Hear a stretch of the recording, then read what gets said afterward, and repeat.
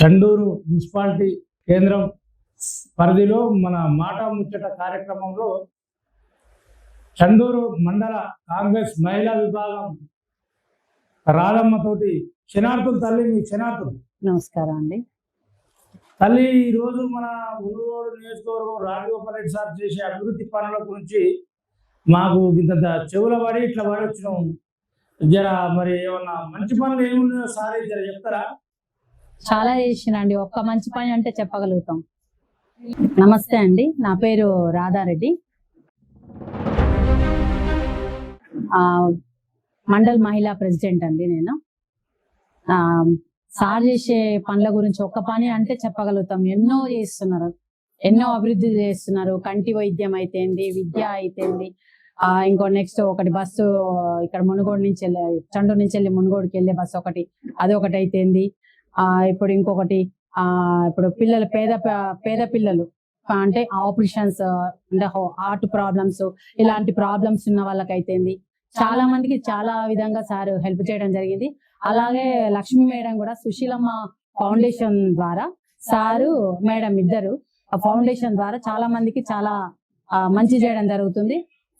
ఫ్రీగా ఆపరేషన్స్ చేయించడం, ప్రతి నెల ఒక దగ్గర ఒక మండలంలో ఏర్పాటు చేయడం జరుగుతుంది. ఇంకోటి ఏంటంటే మా సారు బెల్ట్ షాపుల గురించి కూడా, ఇంకోటి బెల్ట్ షాపుల వల్ల చాలా మంది ఫ్యామిలీలలో డిస్టర్బెన్స్ వస్తున్నాయి. అట్లా రాకూడదు.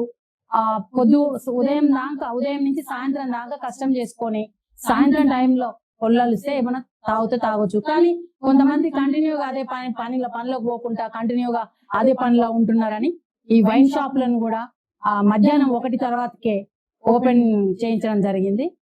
దేశం అంటే స్టేట్ వ్యాప్తంగా లేదు, ఒక మా మునుగోడు కాన్స్టిట్యున్సీకి ఒకటే ఉన్నది. మాకు ఇంకోటి ఏంటంటే మా రాజగోపాల్ రెడ్డి సార్ మాకు ఎమ్మెల్యేగా ఉండడం మాకు అదొక అదృష్టం అనుకోండి. ఇక్కడ ఎవరికి ఆపద వచ్చినా కూడా అన్నా మాకు ఆపద వచ్చిందంటే మాత్రం మరుక్షణమే సారు తన సహాయం అనేది అందించడం జరుగుతుంది.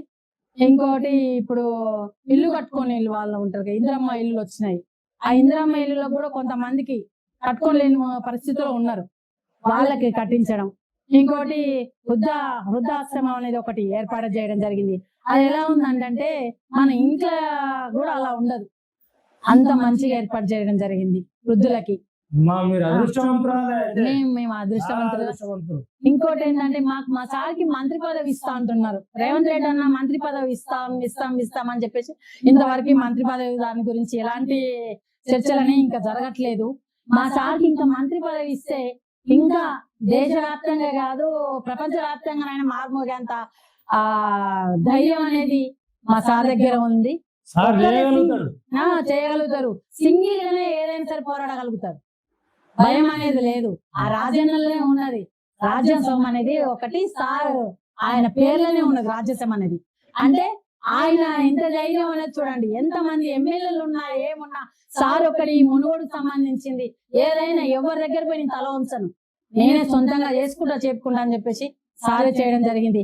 ఈ చండూరు పట్టణం అయితేంది, ఎక్కడైతేంది ఈ రోడ్లు, ఈ వీధి లైట్లు, ఇలాంటివి చాలా చేయడం జరిగింది. సార్ సొంత నిధులతో కూడా చాలా చేపించడం జరిగింది. ఈ కార్పొరేట్ హాస్పిటల్ అంటే పెద్ద హాస్పిటల్లో పోవాలంటే సామాన్య ప్రజలకి అది సాధ్యం కాని పని. అది ఇంకోటి ఏంటంటే సార్ అక్కడికి ఇప్పుడు కంటి శిబిరాలు అనేది ఇక్కడ ఏర్పాటు చేసి ఇక్కడ ఎవరికి ప్రాబ్లం ఉన్నదో వాళ్ళని తీసుకుపోయి మళ్ళా వాళ్ళని కూడా తీసుకోపోకుండా సారే సొంతంగా తీసుకెళ్లి అక్కడ ఉన్న వాళ్ళ పేషెంట్స్ చూసుకొని మళ్ళీ ఆపరేషన్ అయినాక కూడా వాళ్ళని పోయి మందలించడం చేయడం అలాంటిది కూడా జరుగుతున్నది. మళ్ళీ రిటర్న్ తీసుకురావడం కూడా సారు వెహికల్ ద్వారానే తీసుకొని వస్తున్నారు.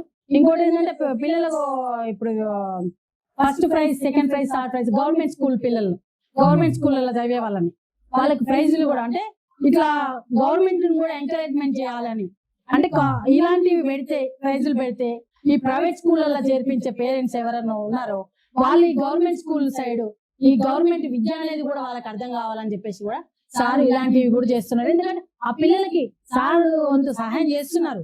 కానీ ఆ పిల్లలు ఇంకా పక్క పిల్లలు కూడా ఇంకా నేను ఇలాంటి ప్రైజ్లు వస్తున్నాయి, ఇంకా నేను కూడా చదివితే నాకు కూడా ఇలాంటి ప్రైజ్లు వస్తాయి.